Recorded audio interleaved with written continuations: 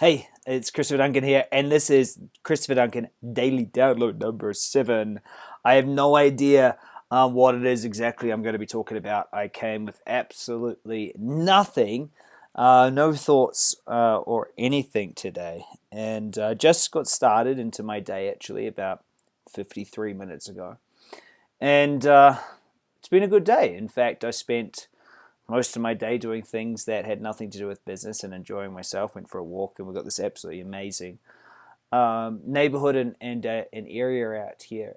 And I think what's been really cool and special for me at the moment is just showing up as me. I truly believe that a lot of times we come and we function from here.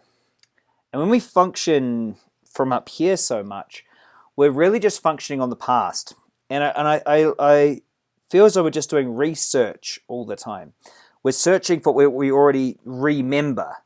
And it's as though we're wanting new things by living out of our past because we're working from here. So the brain only knows one thing, it only knows the past. And it was astounding today as I was walking through, and Harry and I were talking for a couple of hours as we walked through the bush with our dog, is just how much more we actually know. That we actually know in our hearts to be true and things to do, but we let this get in the way. We're talking about a lot of things, but one thing we talked about is how when humans come into this world, they have one of the smallest amount of neural connections. I mean, hardly any. Like, when humans are born, we can cry, we can grab something. I think we can puke. I think we can, you know, we can swallow, and we can, we go to the bathroom, but not to the bathroom, obviously, just wherever we want. And that's all we really turn up with. And it seems that everything else is kind of learnt, and we learn from our parents and the people that are around us and all these different things. But we're looking at our beagle. We've got a baby beagle. Now, this baby beagle, she was about 6 weeks old when she came into our family. And so she's really known since 6 weeks old to be around humans. But she still shows up as a dog and does dog things. And we were talking about DNA today and how, even though she's only been around humans and learning stuff around humans, she still does dog things because that's in her DNA. That's actually like, she never had to get taught how to do a bunch of things. That was just there. I don't think it's the exact same with humans, but there's a lot of stuff that's just there. But then I got thinking, and I thought, but what if it is the same as humans? What if we just got put out there with, a different set of animals? How do you think we would show up? And that's such an interesting question, and that's what I guess I'm supposed to talk about today. Because what if we got put out there and we got set of beliefs? What do you think would still be continued through? How would our humanness show up? And what would that humanness actually be? What would that be?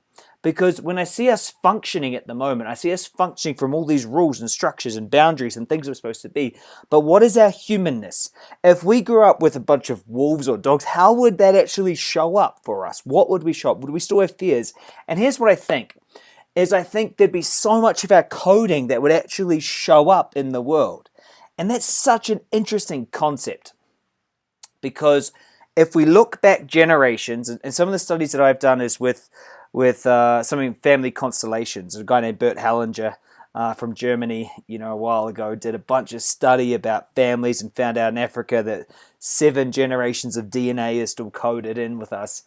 And I just think that's interesting. Do you think that if we had a family line of struggle and then we got put into a new environment that wasn't around struggle, do you think we'd still find a way to struggle or be fearful of this?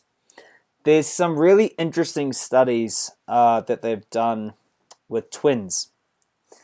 And they've found so often that you put the same twin in different places, they don't just turn out looking the same, but they end up in the same professions, doing the same things, or with the same level of IQ and intelligence. Like, it's actually there before we show up. However, I don't really know where I'm going with this.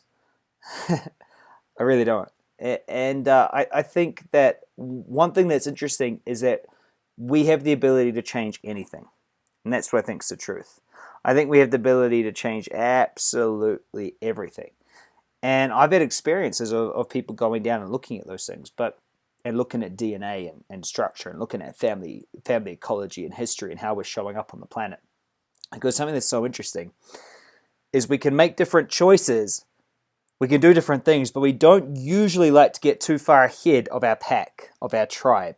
Typically, we want to go out a little bit better, quite a lot better. But one thing that we don't change is our experience. So I've made a lot more money than people in my family. I've made a lot more success, done a lot of things, but my experience of life has always been the same.